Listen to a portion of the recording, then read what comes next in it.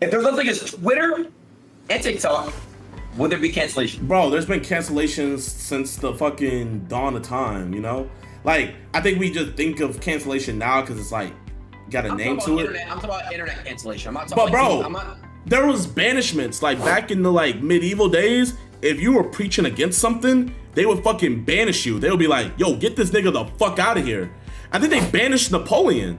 They literally banished Napoleon. So there's always been cancel culture, quote unquote. But yeah. What do you think about cancel culture, bro? Do you approve of it?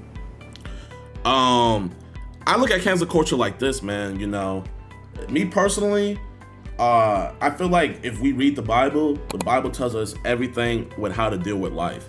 And in the Bible, it says, if the world loves you, then you hate me. And then it says, if the world hates you, then you love me. So what it's basically saying is, Christ is saying, like, if you're a true Christian and you follow the way of life, the world is not gonna like you. They're gonna cancel you. They're gonna call you a problem, this and that. And so you gotta look at it like that. If Christ is saying that you're already gonna be quote unquote canceled, then you shouldn't have to worry about what the world's gonna say.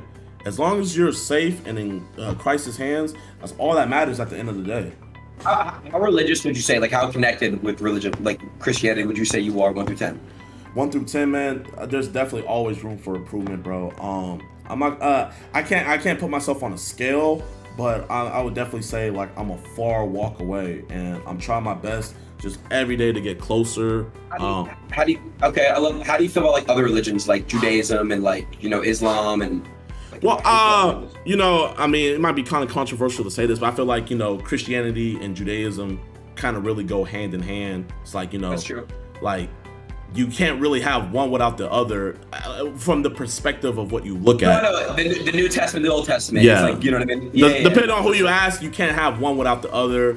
But and then Islam, I really don't know too much about Islam, but I actually have the Quran downstairs because I like to educate myself on all things, you know, like I want to be well versed. Like if someone's talking about anime, I want to be able to chat about anime.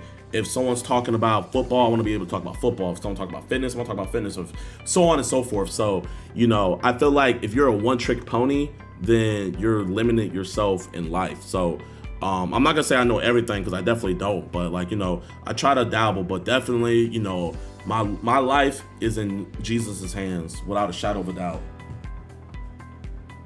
Gotcha, bro. I love that. I love that for you, bro. It's amazing. Now it's getting to a point where everyone is feeling entitled, and that, like on Twitter especially. So I think Twitter and TikTok is so bad. I love them. I love the apps. They're like crack, right?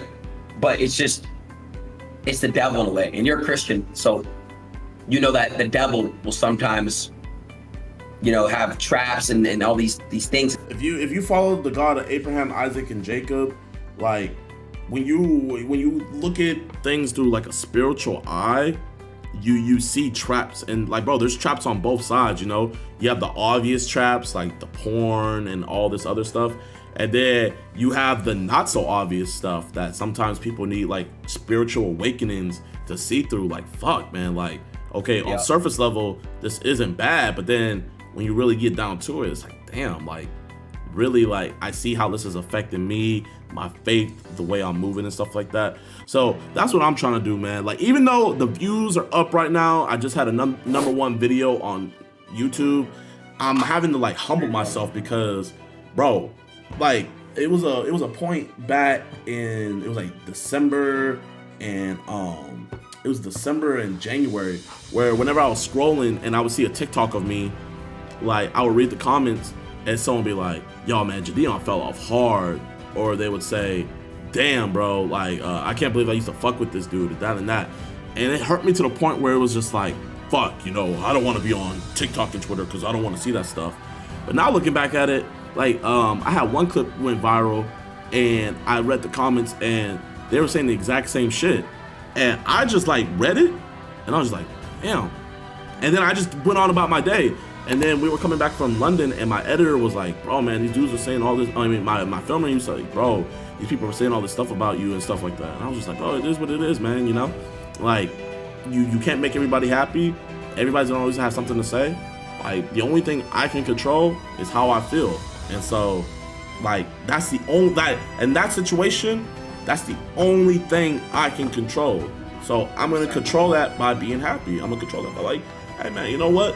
They're entitled to their opinion. They can say whatever they want. You know, at the end of the day, like you have a mouth. Speak your mind. Yes, you do.